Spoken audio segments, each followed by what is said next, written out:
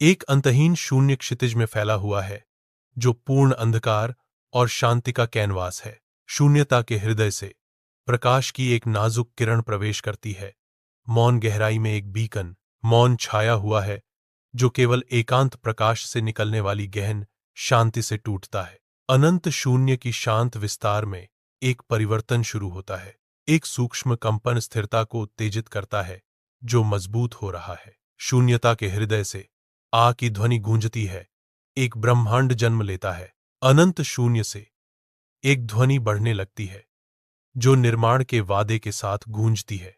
प्रकाश फूटता है, शून्यता को भर देता है और शून्य को जीवंत रंगों से रंग देता है। शून्यता कंपन करती है, मौन से जीवन और गति की एक सिम्फनी में ब्रह्मांड को जन्म देती है।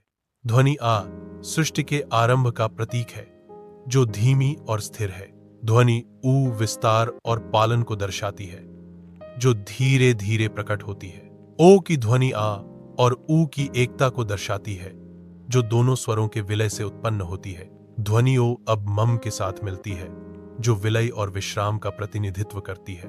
ओ और मम के संयोजन से की पूर्ण ध्वनि उत्पन्न होती है, जो ब्रह्मांडीय ऊर्जा का प्रतीक है। ध्वनि तरंगों के माध्यम से यह दिखाया जाता है कि कैसे ये तीनों ध्वनियां मिलकर एक समग्र इकाई बनाती हैं। कि ध्वनि ब्रह्मांड की आत्मा के रूप में पूरे कक्ष में गूंजती है। आ सृष्टि की शुरुआत, ऊ विस्तार और पालन, और म विलय और विश्राम का प्रतीक है। इन तीनों अवस्थाओं का सार है, जो ब्रह्मांड के चक्रीय स्वभाव को दर्शाता है। ब्रह्मांडीय शून्यता के मौन विस्तार में देवताओं को एक अपरिचित प्रतिध्वनि का पता चलता है। एक ध्वनि जो शून्यता के माध्यम से गूंजती है।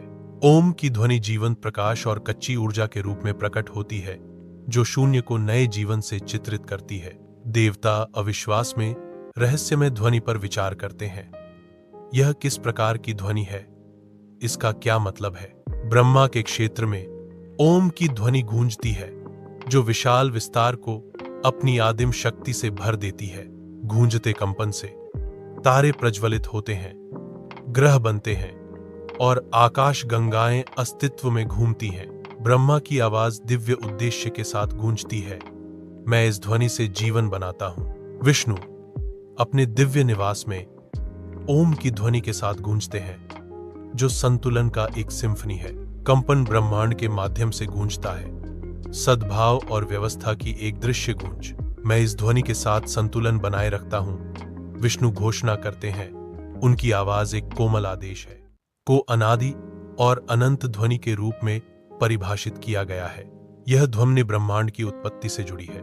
इसे सभी ध्वनियों का मूल और सृष्टि का सार माना जाता है।